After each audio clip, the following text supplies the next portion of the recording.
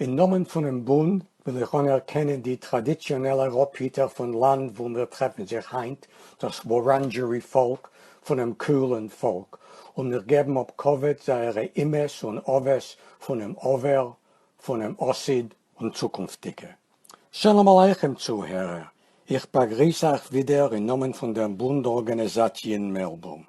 Ich hoffe, dass ihr seid alle gesund und in der Heim. Wir führen on noch alt mit unseren Podcasten, wo wir reden wegen Unionen, was haben zu tun mit Yiddish Leben und Kultur. In the name of the Bund, I would like to begin by acknowledging the traditional owners of the land on which we find ourselves today, the Wurundjeri people of the Kulin Nation. I would also like to pay my respects to their elders, past, present and emerging.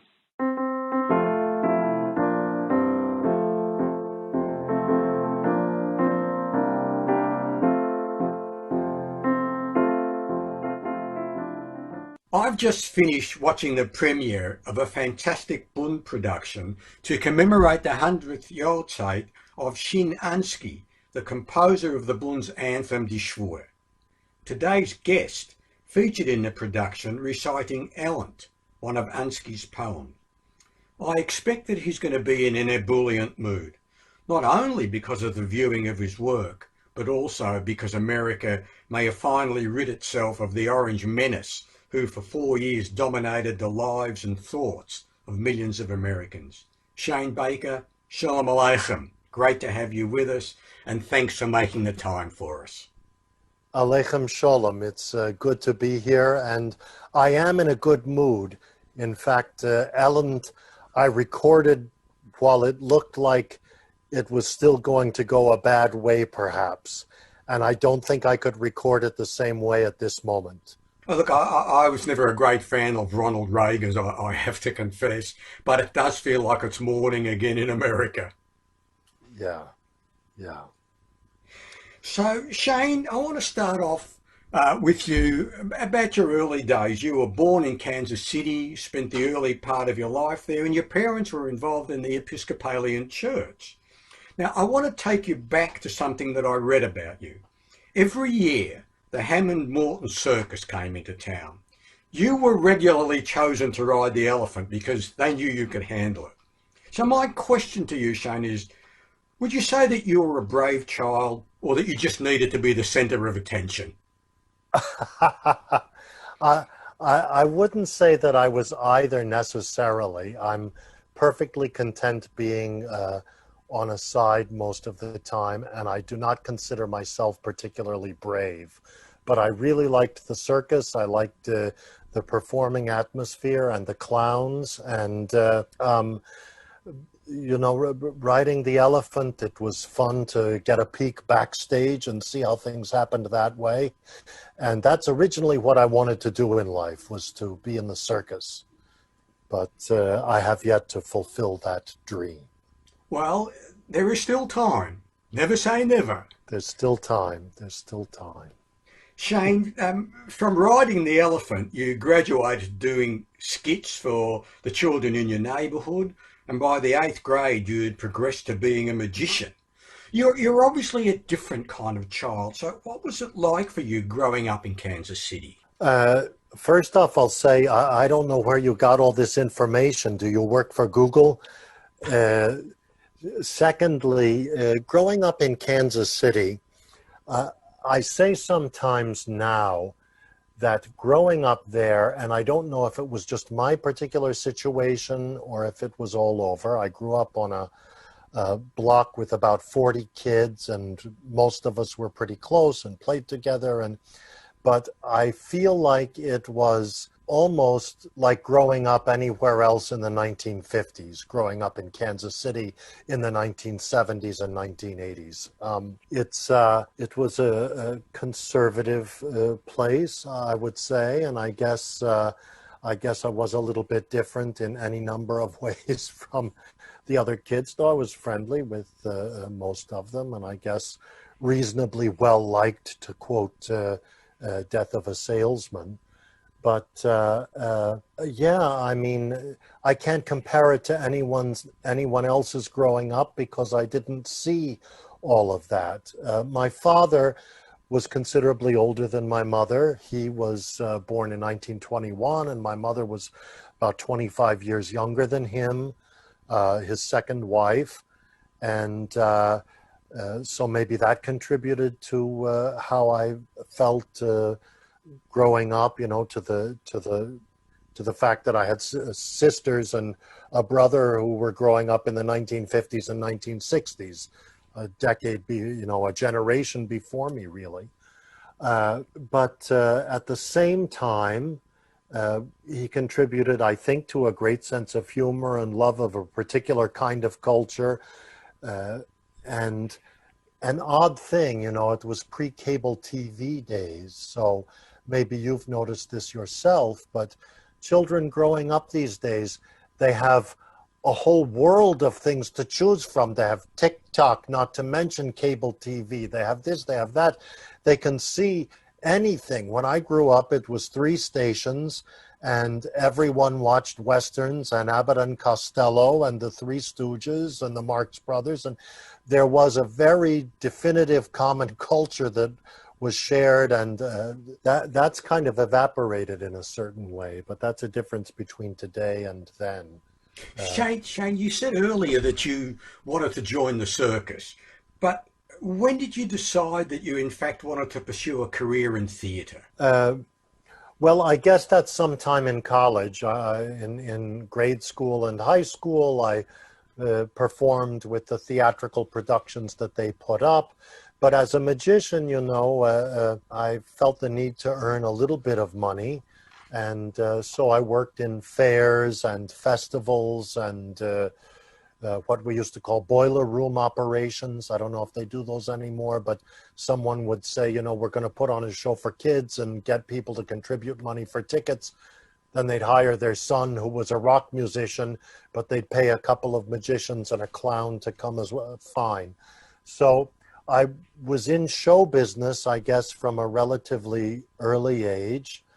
And I guess in college, when I started to study directing and the history of theater, that I became more interested in the drama, let us say, as opposed to just strictly entertainment type business. So when you graduated from college, you initially went to LA and then on to New York. What was it about LA that didn't work for you? Well, I had 2 choices, I felt, because I didn't want to pursue theater or acting of some kind. So I figured I had Los Angeles or New York, and that if I wound up homeless, that Los Angeles would be more comfortable all year round than New York. Really, that entered my equation. Don't ask me why. Drama, I guess. But Los Angeles is directed entirely towards the movie business.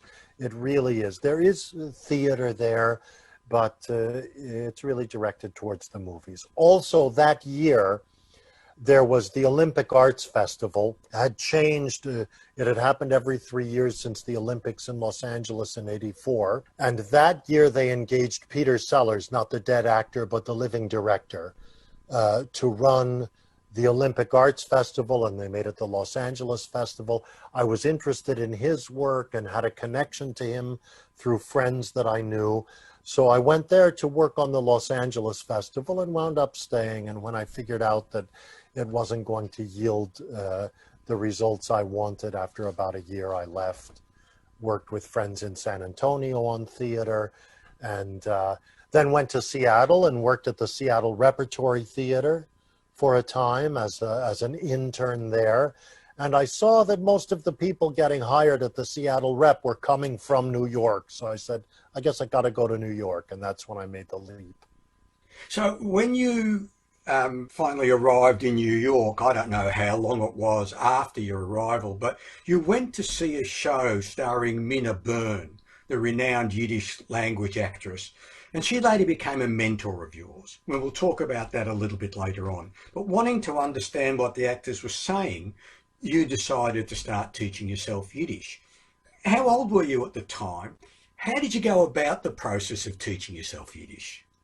I must have been 25. I mean, that was 93 and I was born in 68, so you do the math. But yeah, they had at the time headset translations at the Volksbühne, you know, like the UN. And it was frustrating to me because the translation was read rather monotone and she's saying this and that. And here was this very wonderful acting going on up on the stage. So I took the headset off.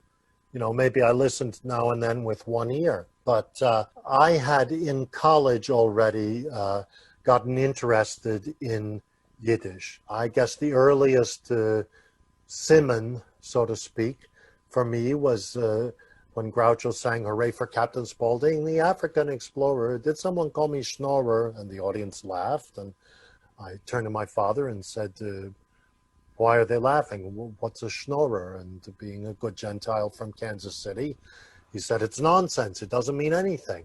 And then later I found out that there's a whole language that didn't know anything about. You know, I'd hear more of it sometimes on television here or there, but in high school, I had an English teacher, Judy Bromberg, who assigned a book, The Assistant, by Bernard Malamud. And there's some Yiddish in that here and there. And so I got very interested in, you know, what are these parts? Are they important? Why can't I understand them? There wasn't a glossary. I didn't know anyone I could ask. And then in college, I wound up reading it again in another class on the American novel. And I wrote a little thing about the Jewish ethics that are represented in the story. And I heard a professor one day came into class and he said something to the effect, "I've been futzing around. I used a good New York Yiddish word today. I was talking with someone. I said, I've been futzing around and I haven't been able to use that word in ages." This was in San Antonio, Texas, mind you. So I went up to him afterwards and I said, "Do you speak Yiddish?" He said, "Yeah, I know some Yiddish." I said, "Well, could you teach me?" And he said, "Well, the better person to teach you would be Alan Astro, the guy he'd been speaking with." So I approached this fellow, Alan Astro. He was in the French faculty, and asked him would he teach me Yiddish. And he couldn't figure out what this Gentile was doing, coming to him trying to learn Yiddish, but he gave me the introduction to college Yiddish. He gave me a Xerox, and it never really went beyond that. But later, we reconnected in New York, and he took me through Der Jiddische Lehrer by Golden, so I could learn the Aleph Beis. And I got a copy of College Yiddish, and he gave me, well, he was leaving, you know, to go back to teach at the end of the summer. So I went through College Yiddish on my own and got a pretty good reading and writing knowledge of Yiddish, which I don't think is normally first. But then I got information that Mina Byrne was to be speaking somewhere. So I went to JTS, the Jewish Theological Seminary, to hear her speak at a conference. And it was called Yido Barafroi. It was a Jewish women's conference about Yiddish and the Bund. And so I was one of the very few Gentile men present at this conference, maybe the only one. And it drew a little attention. Don't ask me why. Women can tell that I'm not Jewish. Men, it doesn't seem to enter their minds very quickly, usually. And so someone came up and said, "Why are you here?" And she was a reporter for the Jewish Week. She said, "Why are you here?" I said, "To hear Mina Byrne speak." She said, "I know Mina Byrne. Do you want to meet her?" So I talked with Mina with a little bit of Yiddish that I knew. And she went up to speak. She said, "I was scheduled to speak in English, but there's a young man here learning Yiddish, and I want him to hear my story in my language. So if you don't mind, I'll speak in Yiddish. If you don't understand something, raise your hand." And of course, she had a nice Eastern European Jewish accent. She said, "And I'll speak in my unaccented English." And she spoke in Yiddish, and I understood maybe a third of it, you know. But it meant to me that people wanted me to learn Yiddish. I would be welcome here. And we became fast friends. And if I speak Yiddish with any fluency or grace, it's really due to her and to Luba Kadison and to a few other of those last of the Mohicans, as we say, with whom I could sit down and speak in Yiddish exclusively and really pick up the sound. So, Shane, you met Luba Kadison, who was one of the two people together with Mina Byrne who were significant for you in becoming an acclaimed Yiddish language actor. You met Luba Kadison while you were waiting tables, which is the common thing that aspiring actors and actresses do. How did that happen? Well, I was waiting table at Tavern on the Green, and one Sunday morning, it's a popular time for brunch. I guess you might do that there in Australia too. So a big crowd coming in for the brunch, and at one of my tables I had a couple of women of a certain age, as we say, to be graceful, and I took their order, and as I was serving I heard some Yiddish. I was surprised, so I said, "Ihr kennt Yiddish?" Now this summer, this was 1996, and I was a student that summer in the Uriel Weinreich Yiddish summer program run by the YIVO. So I was I was reaching peak fluency. And I said, "Ihr kennt Yiddish?" And one of them laughed, and she said, "Avade kenn ich Yiddish. Ich bin a Yiddish Aktrisse." And this was Luba Kadison, saying, "Certainly I speak Yiddish. I'm a Yiddish actress." And I knew her book that she had written well, it uses materials from her husband, the late actor Joe Buloff. He was deceased already then. And Irving Genn helped her to put it together, but it was really her creation. And I knew that book, and it was a very exciting book about the history of Yiddish theater, the Vilna Truppe, the Dibuk. And here she was at my table. And she said, "Well, you'll come up and we'll have a meal together sometime and we'll talk." And so I did. And I knew Luba for about 10 years. Mina I knew from 95 to 2010 when she passed away. Luba from 96 to 2006. And they just gave me a very warm feeling, both of them. I was quite close with both of them, saw them maybe 3 or 4 nights a week. I spent at with one or the other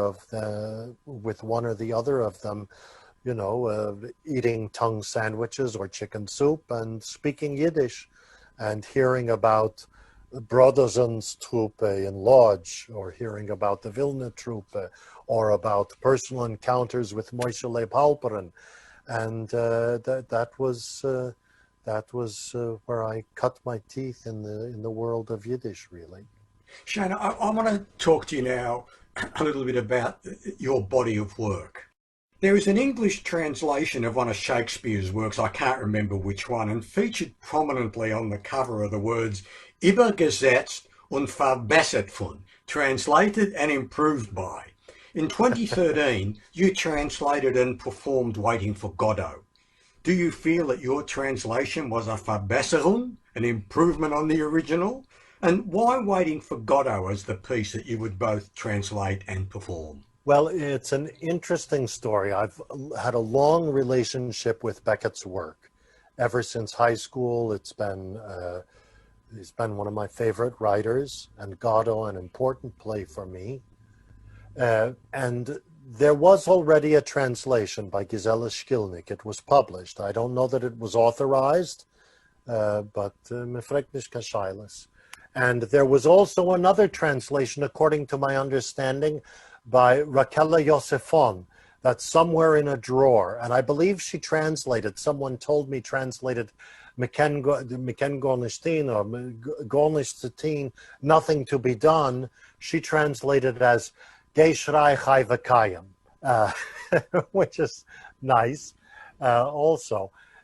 So there were two, and there's also another now that was produced by Yiddish Spiel.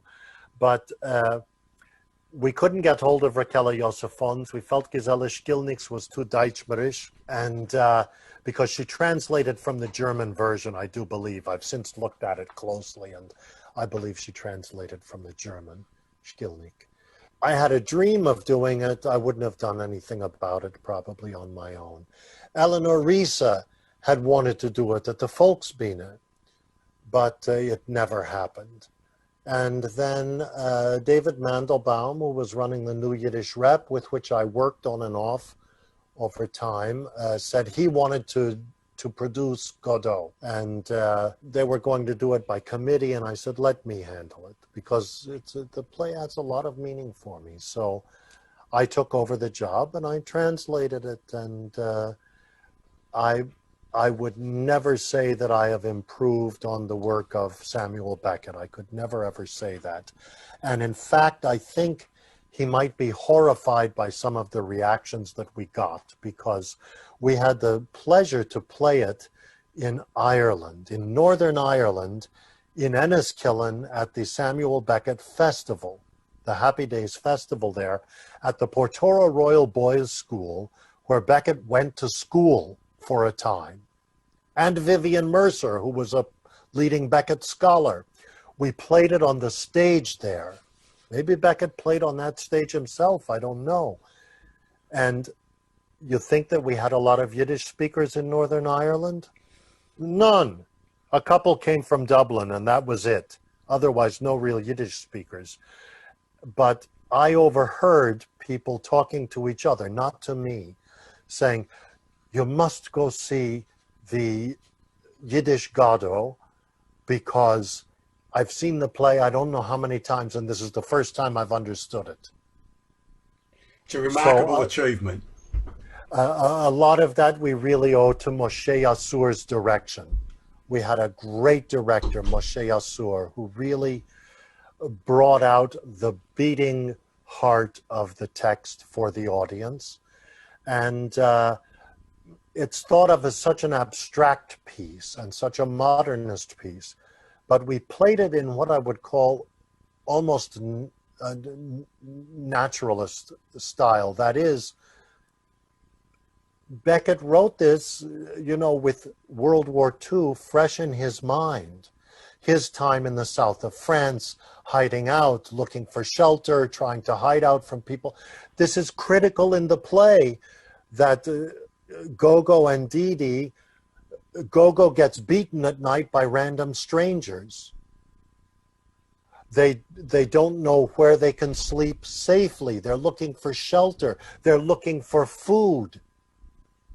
These are very basic needs.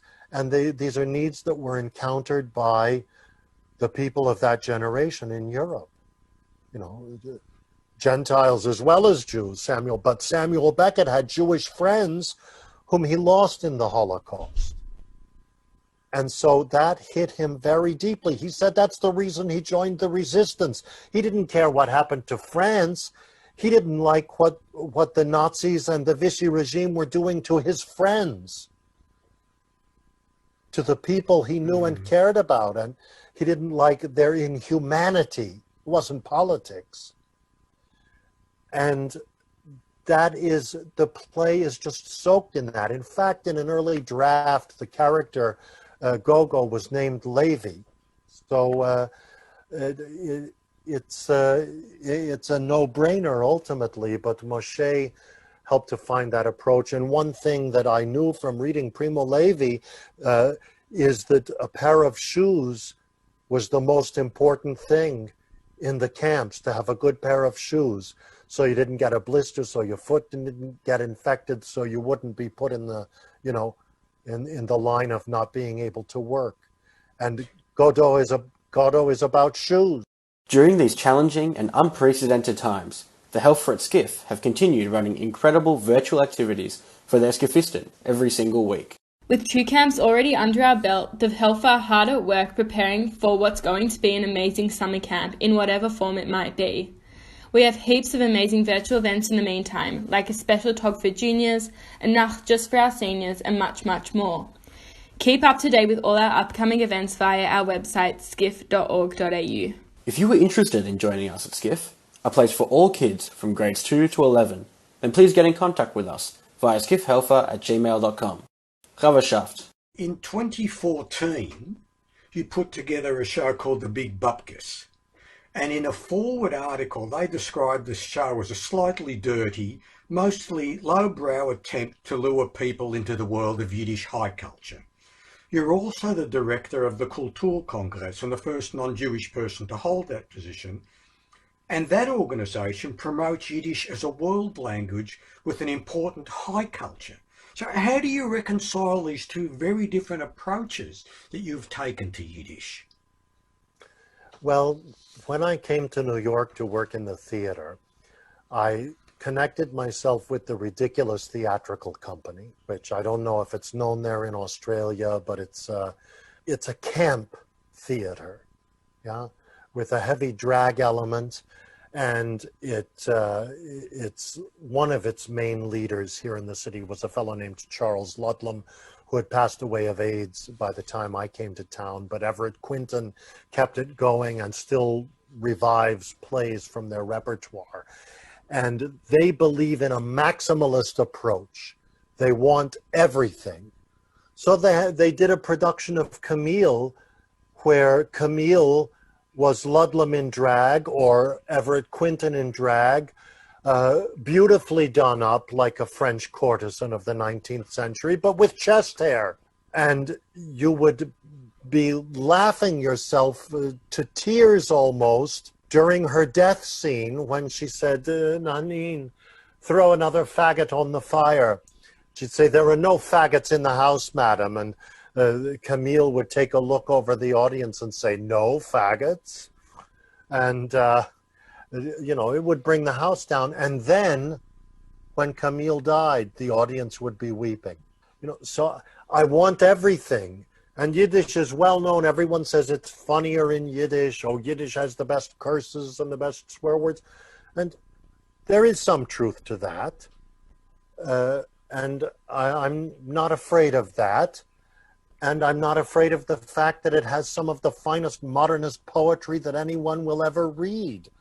The high point of the Big Bupkis, really for most people, and what I think they most often go away with in their mind is a poem, Ochsenkampf. I've never found the original, but it was translated into Yiddish for Bulow by Moshe Leib Halperin. And people laugh when they see the title Bullfight, a Yiddish bullfight poem. And it's a great work of Jewish ethics, of political thought, all under the mask of a bullfight. And so I think it's a shocker for many people. And if you already speak Yiddish and know Yiddish, I think you get kicks out of the show and have plenty to enjoy as well. But we like to rope people in as best we can because Yiddish has such wonderful treasures. Why shouldn't people see them? Just like they see the crown jewels in the Tower of London. Shane, you once observed when people say they're shocked about the idea of a Gentile studying Yiddish, that they wouldn't be similarly shocked by an American studying Russian or an Australian studying Italian or Greek. But I think it is different. Italian, Greek, Russian, they're mainstream languages. Yiddish is a fringe language at best. And the sustaining of Yiddish at the moment is really happening mainly in the Haredi communities, whose interest in Yiddish culture and history is minimal at best. You also said that the idea that people are shocked about you studying Yiddish is reflective of a sort of inferiority complex about Yiddish. Do you still feel that way, that these expressions of surprise or shock are really about an inferiority complex about Yiddish? Yeah, I really think that that still holds. I have to say that I'm not the only one who has said this.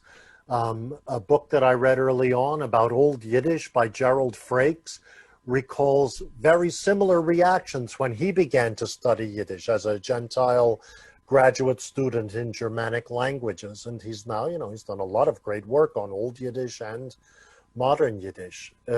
Bela Schechter Gottesman used to say, similar things like this. So these are not necessarily just my own thoughts that are coming out, but I do have to agree with them.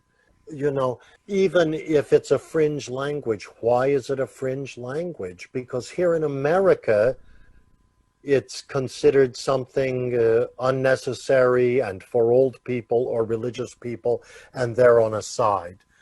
But there in Melbourne, you can walk into the Sholem Aleichem College, and you can see that there are, many, many children, and I don't know that all of them are Jewish or halachically Jewish, and some of them are of different colors, studying Yiddish, right? This is a respectful approach to Yiddish. This is an approach that I like and that I can understand. I was invited to speak to the Sholem Aleichem College, to a general collection of students, and then to a more advanced group of students. And they almost had to hit the stop button on me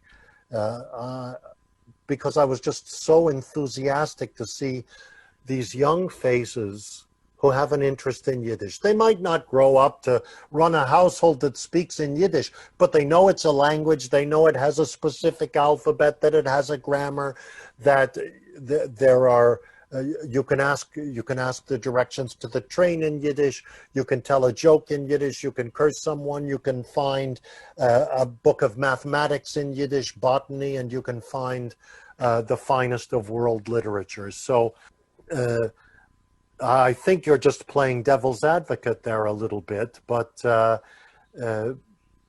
yeah, I would like to see more overall respect for Yiddish and a little less surprise when it comes to it.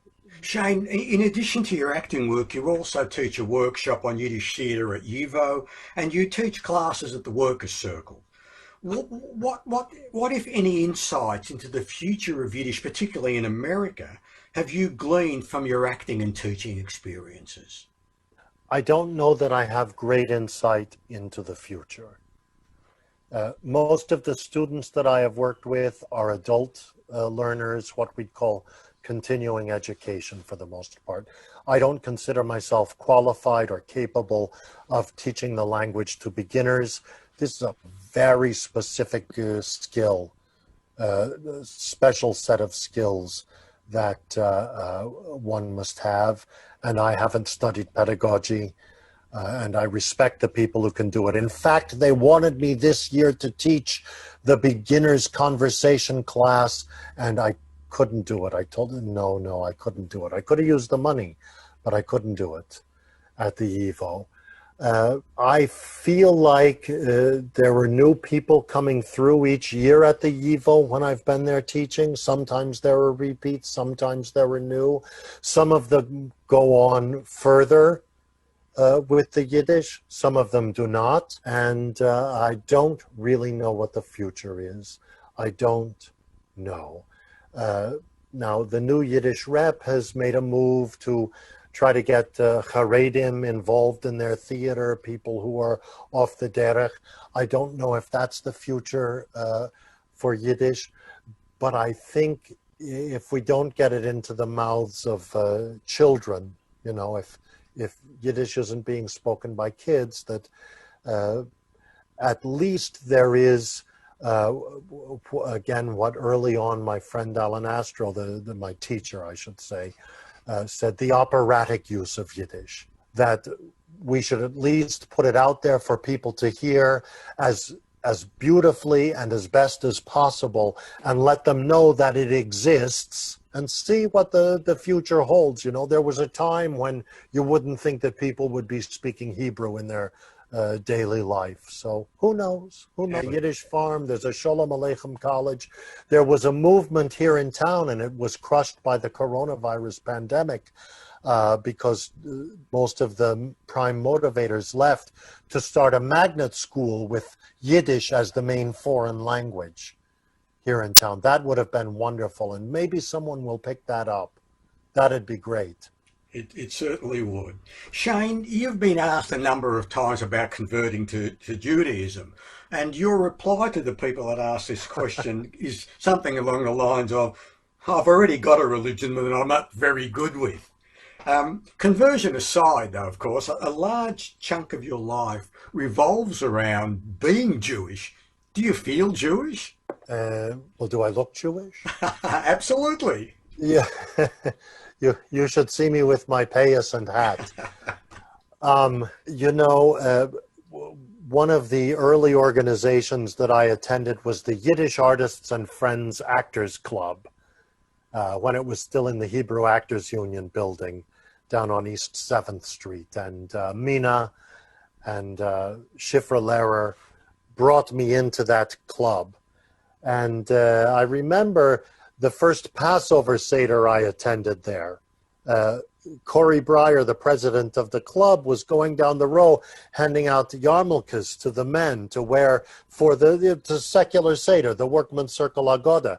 And Mina Byrne was right behind him, snatching the yarmulkes off of the tables and out of the men's hands. Medarfus nicht, medarfus nicht. So, I don't think there's any conversion process for the Bundist ideals and the pork-eating Jews, so to speak, with whom my allegiances tend to be strongest. That said, I think that having some kind of a grasp on the religion helps greatly in understanding the literature and the culture. And I've tried to study discreetly as I can. It's difficult because, as soon as you learn one thing, you realize you don't know the stuff around it and you have to go further. And then at what point are you not a yeshiva bocher? So I worked for a time for the Allgemeine Journal, a Hasidic newspaper here in town. And part of why I left it was I felt myself too drawn to the religion. And this is not the direction for me. I don't know if I answered your question. Lately, though, my answer has been, I don't want to become a Jew. I want to become a Litvak. There you go.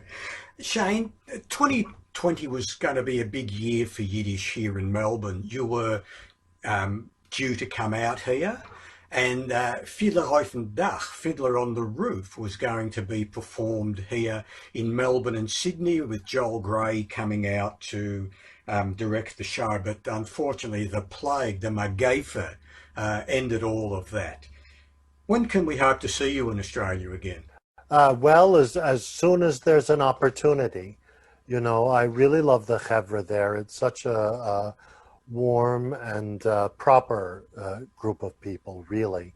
So I hope that there will be an opportunity sooner or later. I know that it's difficult with funding for an air ticket and all that type of stuff, but I really like the folks down there and like working with you all.